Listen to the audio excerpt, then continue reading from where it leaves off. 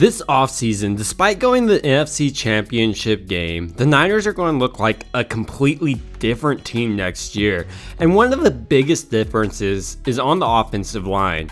And obviously, we can point out the right tackle where Mike McGlinchey left in free agency and Colton McKivitz is the projected starter right now.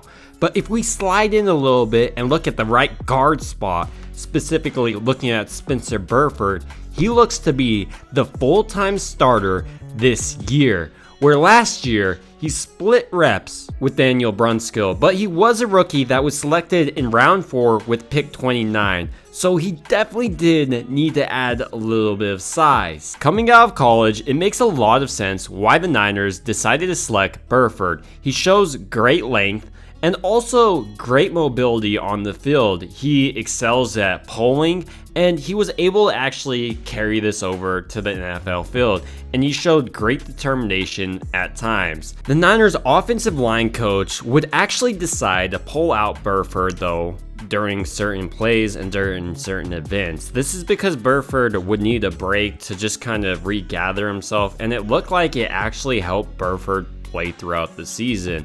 And I think this helped Burford get action without actually having to go through the whole entire game. Another thing that must be mentioned is this is probably the most ball that Burford has ever played in his life. The NFL season is much longer and harder on his body.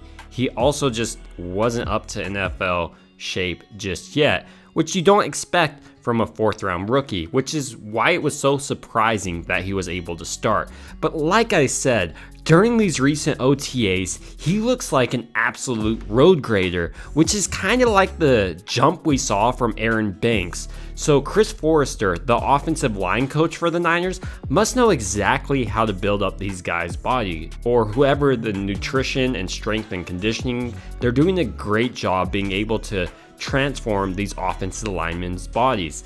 And every single time on the offensive line, when I've doubted and fans have doubted the Niners' choices, they've turned out to be exactly right. An example of this is the center position with Jake Brendel, but you can also say Aaron Banks and even Spencer Burford. I think this might even be the case this coming season with Colton McKivitz stepping in for Mike McGlinchey. I think Colton McKivitz isn't actually as big of a downgrade as many people think. Furthermore, this step of Burford's development is intriguing because if he's able to take a jump like Aaron Banks did, went from not starting at all to a Pro Bowl level talent, then the Niners could theoretically have 4 or maybe even 5 Pro Bowl players on their offensive line. This would be way different than anything the Niners had in the past and make them truly an unstoppable force. But that's just my thoughts on Spencer Burford making a huge jump from year 1 to year 2. What do you guys think about the Spencer Burford development? I also would like to hear your thoughts about OTAs in general. It would also mean a ton if you guys liked and subscribed. Thank you guys so much for watching.